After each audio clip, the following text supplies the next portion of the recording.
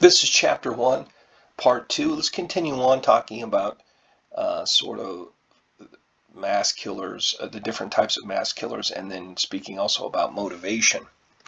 We talked last time about how there's a tendency to exaggerate the political motivation of a lot of these killers. And the author's claim of political motivations, it ends up having more validity if she's referring, and I don't think she is, but if she was referring to the international situation. You do see in countries around the world that there's often a terroristic motivation when you see mass murders around the world. There are lots of mass murders around the world, but they tend to have more frequently the terrorist motivation of different types of terrorists than compared with the United States. The United States has more of these less politically motivated types of crimes.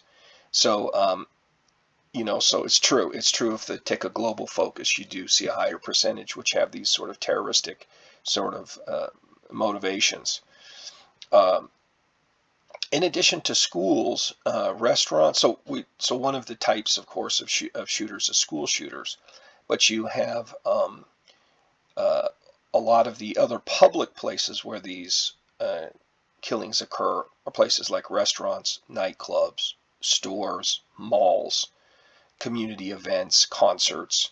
Really, if you think about it, where you have public gatherings that are low security, lots of people gathered and quite vulnerable, uh, often referred to as soft targets. That there's not a lot of security there. There's sort of sometimes like shooting fish in a barrel.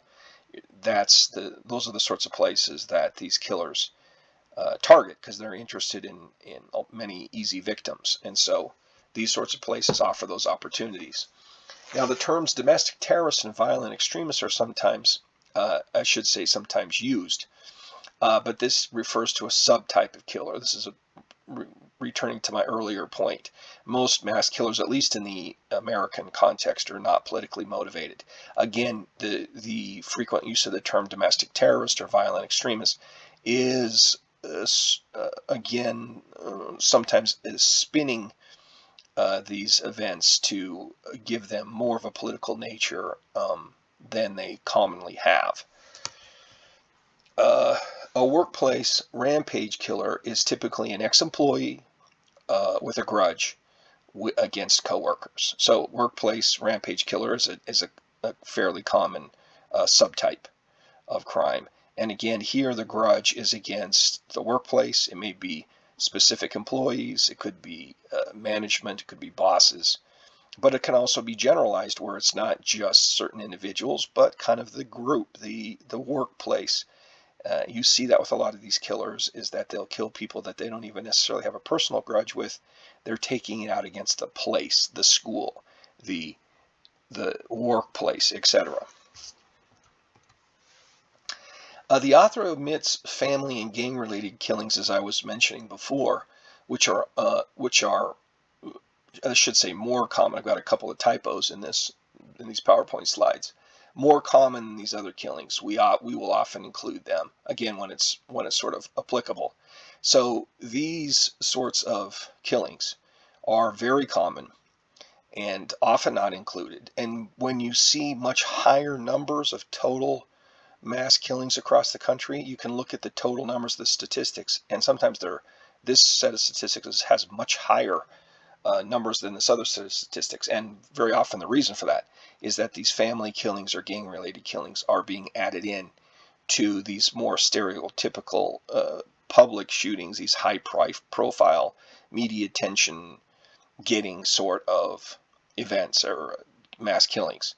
So that's one thing that's can lead to a lot of inaccurate perceptions, is whether these sorts of killings are being included or not. And of course, if we're talking politics again, political motivations, these family killings and gang related killings, generally speaking, do not have political motivations. So if you leave them out, then again, your percent that have a political motivation is going to go higher, although it's still low even if we exclude the families and the gang-related killings. Now, the author I've pushed back on a couple of areas here, but the author makes a correct, in my view, decision by using the term mass killer more often, or at least, often, compared to the more commonly used mass shooter term. And the reason for that is that the mass shooter term leaves out important cases where weapons other than guns are used. Generally, guns in the U.S. context, guns are most often used for any sorts of homicide, single or multiple homicides. Not true for serial killers, though, but it's true for these sorts of killings that guns are generally used. But you have exceptions, important exceptions, where they'll use other weapons like knives to kill people, bombs, vehicles, and other sorts of technologies other than guns. But guns are very handy and available in the United States, and can be very effective if you know how to use one. And so they're clearly the weapon of choice among mass killers in the United States anyway.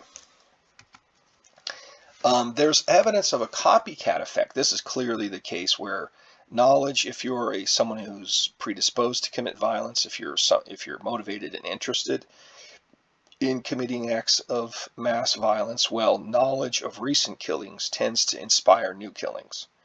And the internet has been a major way that potential killers learn about recent mass murderers. They study these killers. Often these folks will know about other killers, other events, details. And one thing I don't put here, but I put later on, is that very often these killers want to outdo each other, outdo the damage, the violence, the death, the injury that occurred in previous mass shootings. So that's a motivation here, is to outdo the carnage of killers who've killed before you. So that's an important thing to realize about the psychology of these individuals as well.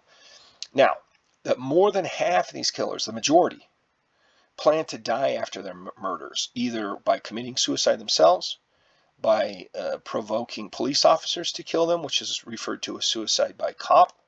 That shouldn't be suicide by copy. Another error there I need to clean up.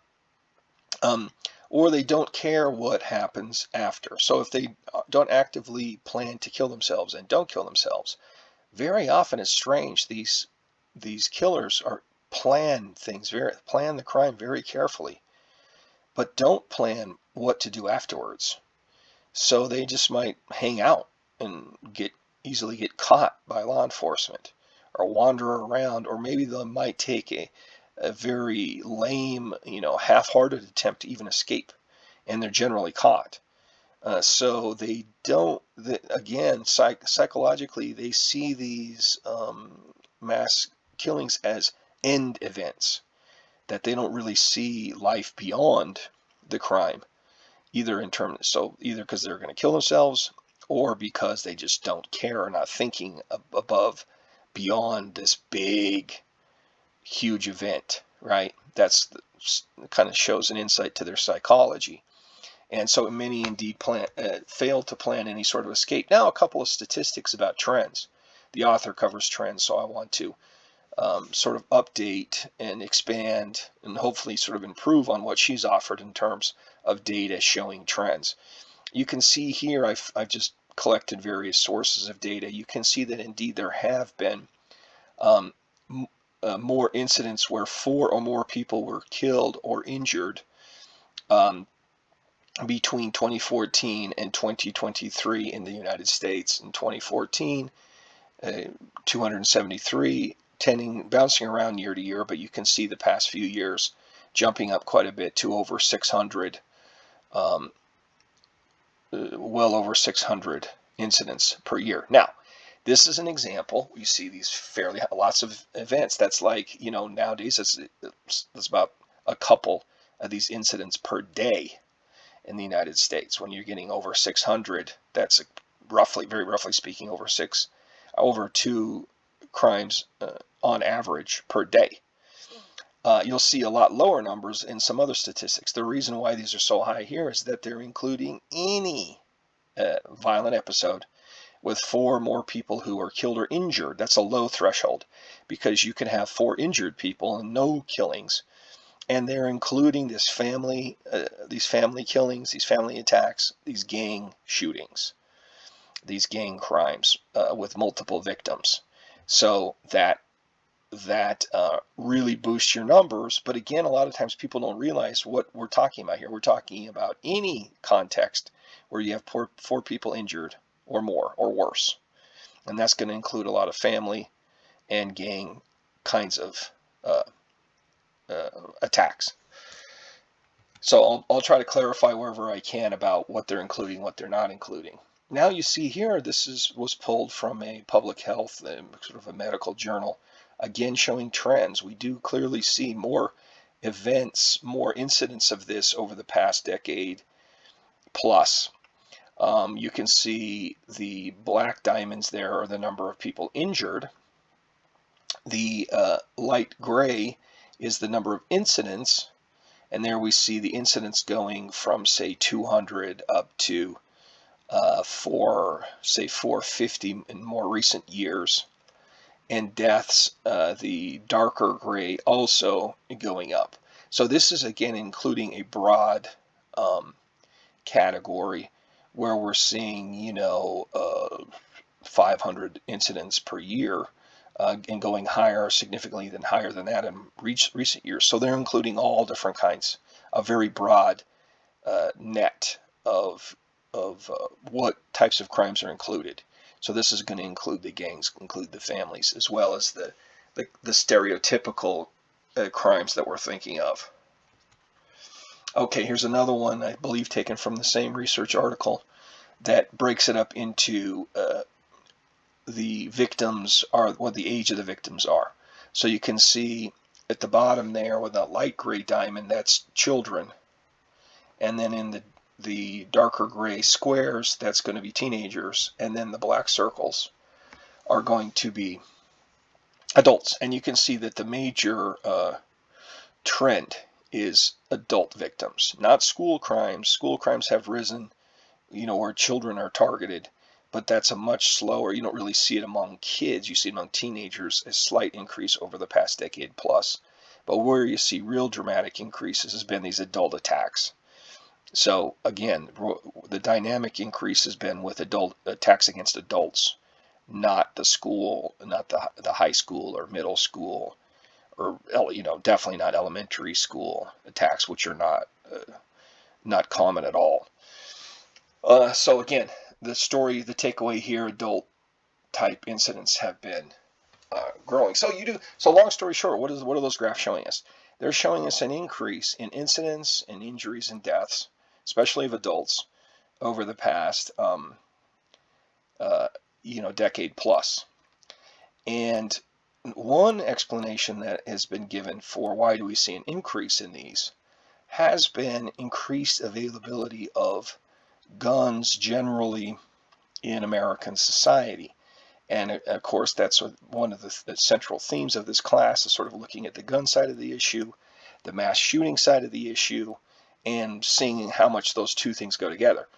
And you can see that if gun availability was really driving the increase in these mass shootings around the country, if the availability, the ease with which you could get a gun was behind the driving force behind these increases, then we would expect that the availability of guns has really increased in the past decade plus, that there's been a big increase in easy access to guns.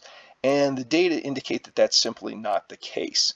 You can see here, these are data from the General Social Survey, a nationally representative survey of Americans across the country, a survey that's been conducted since the early 70s up to the present day.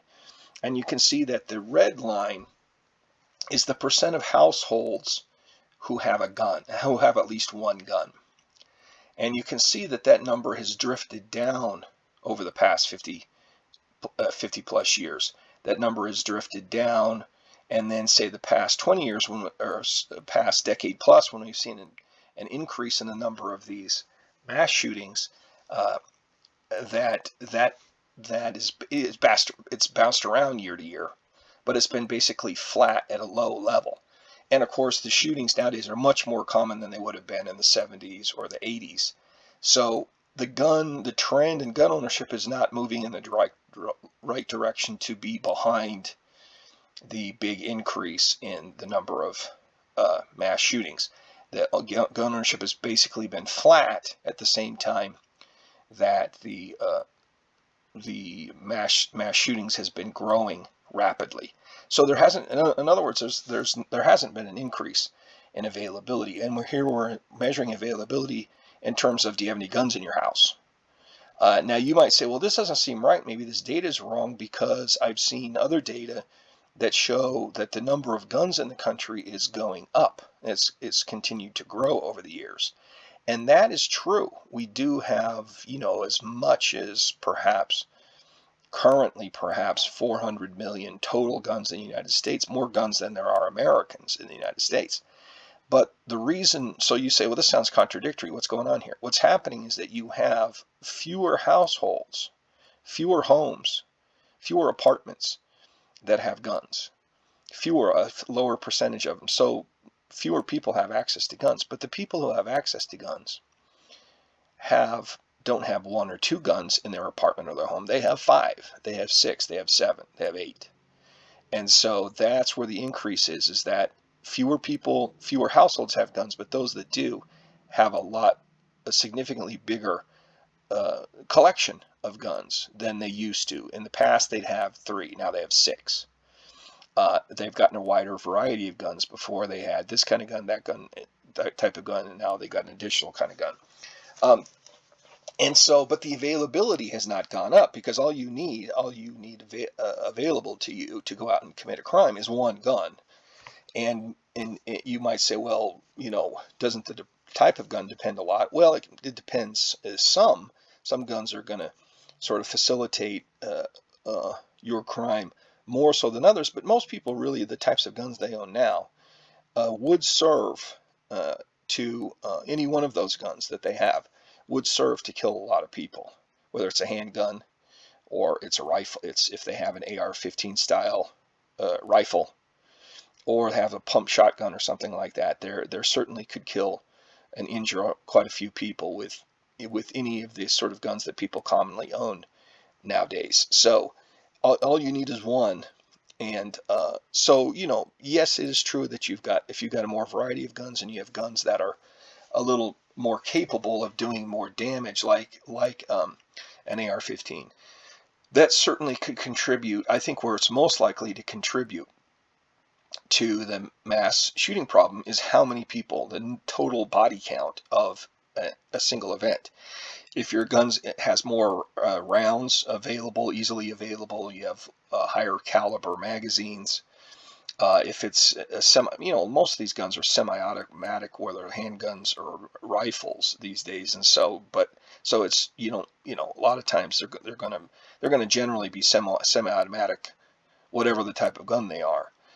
But that certainly facilitates more injury and death if you can get more rounds in the air more quickly. But again, and this is a little bit my own interpretation, I don't think that this is critical for mass shootings occurring. It could have some effect on the body count, which has been increasing. This is a little bit of a complicated area, and I'm already kind of going over for this segment, but let me just say one more thing and then we'll stop here, which is that it could be that if you see that the body count is going up, you could interpret that as being, well, the guns that are being used have more lethal power, and that explains it. But you could also explain it in other terms too, which is the killers may be more determined to get a bigger body count than they did in the past, where, again, a big psychological dynamic here is that these killers are trying to outdo what's been done in the past. And so if you plan, and develop skills and strategies to be able to increase the body count, and one of those things one of your strategies is to get the biggest, baddest guns, multiple guns, figure out how to carry multiple guns, multiple clips on you, then that might increase your body count because of your greater determination and motivation. And again, this sort of competition planning to outdo prior events. So again, it's a bit of a complicated thing, and I'm certainly not dismissing the types of gun as contributing to this problem. I'm just saying that it's not exactly clear how much of these different factors matter. So let's go ahead and stop there, and we'll continue on in part 3.